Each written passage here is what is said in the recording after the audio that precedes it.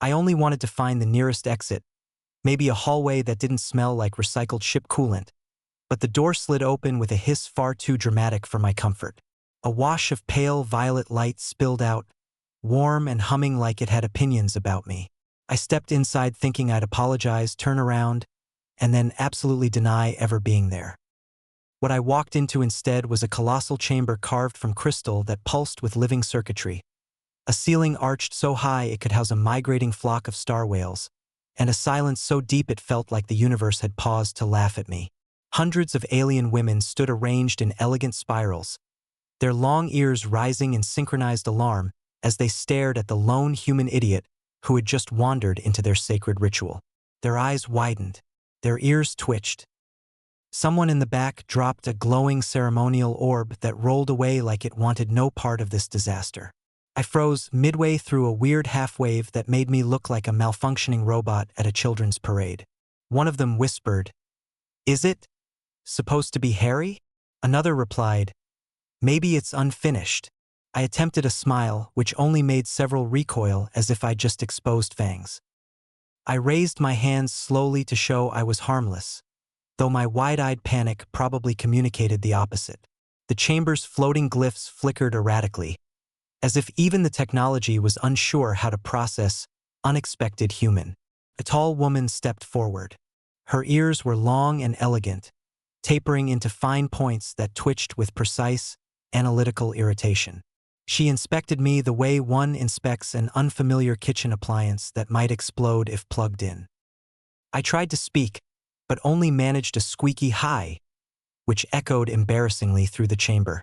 A wave of murmurs rippled around me. Someone gasped. Someone else took notes. A third asked if humans required feeding or regular grooming. The tall woman raised a hand, commanding silence.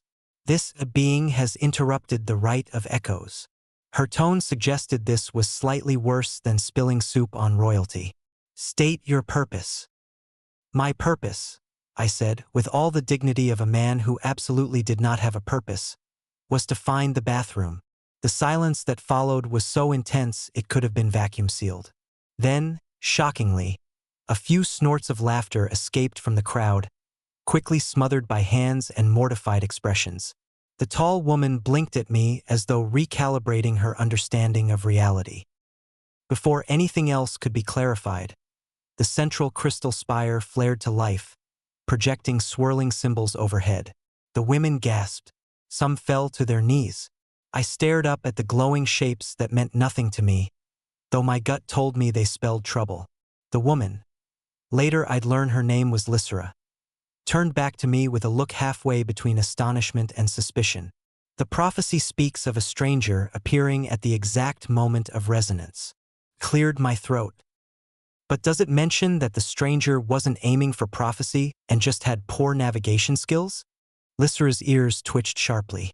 No. And just like that, I realized two things.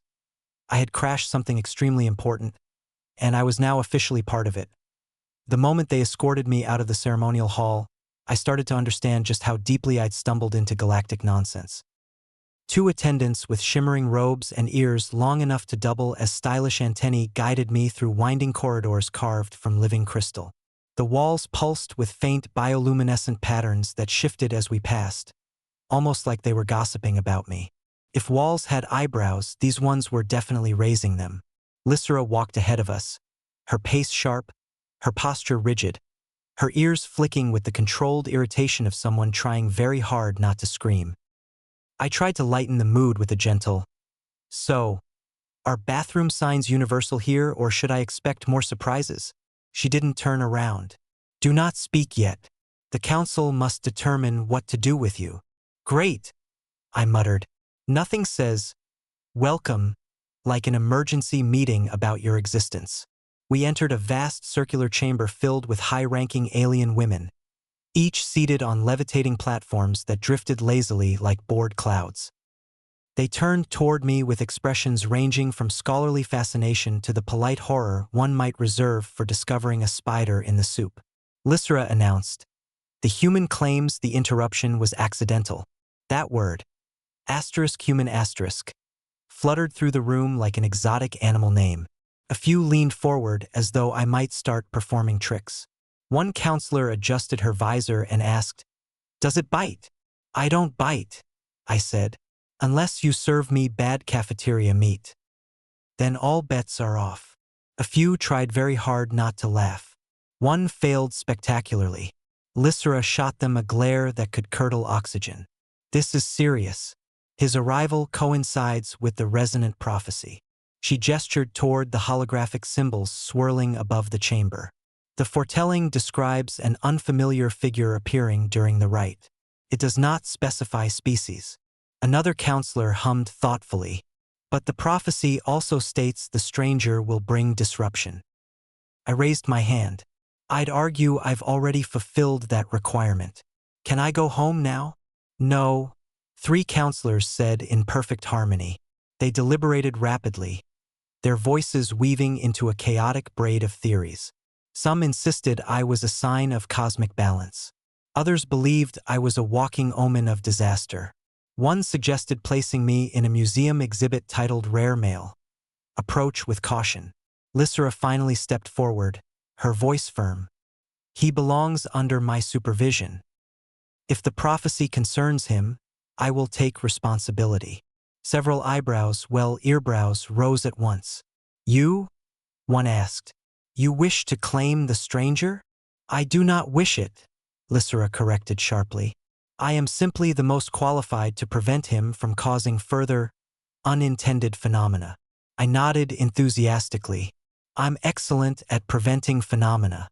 I hardly ever do them on purpose." She sighed, long and despairing. The council eventually agreed, though not without adding enough rules to make my head spin.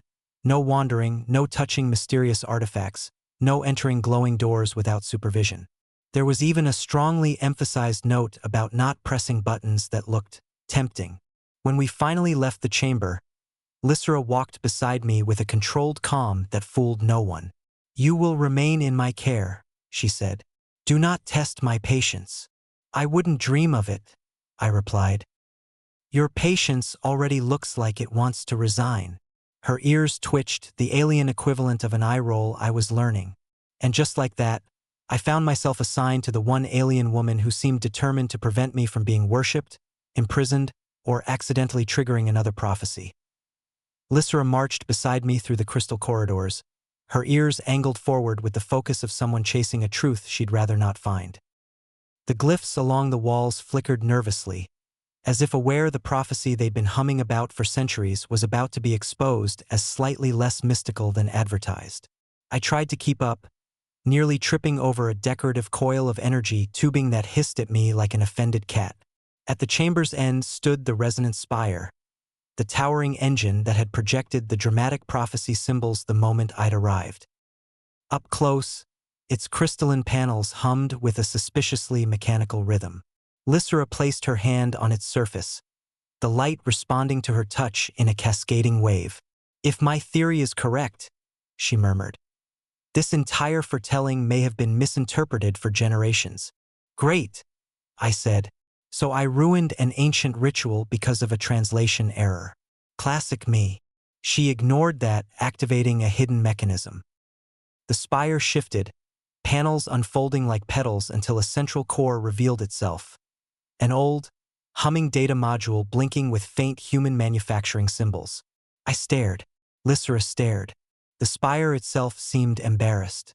"That," I whispered, "is from Earth." She nodded slowly. "It seems your people made exploratory contact centuries ago. The device recorded human arrival patterns and attempted to predict future ones. Over time, our scholars mistook it for a divine oracle."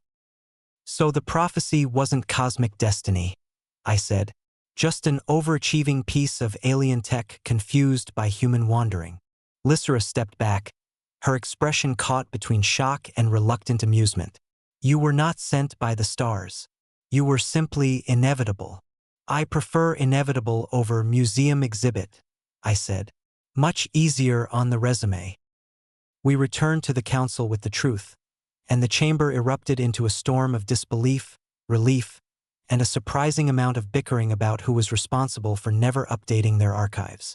The leaders eventually accepted the revelation. The prophecy had never demanded a chosen one, only predicted that one day, a lost human would stumble through the wrong door. Somehow, that felt even more believable. In the aftermath, restrictions on me eased. The ceremonial hall resumed its rituals. The spire was reclassified from sacred relic to historical curiosity with dramatic lighting. And Lysera, once cautious, sharp-tongued, and perpetually irritated, allowed herself small smiles when she caught me marveling at her world.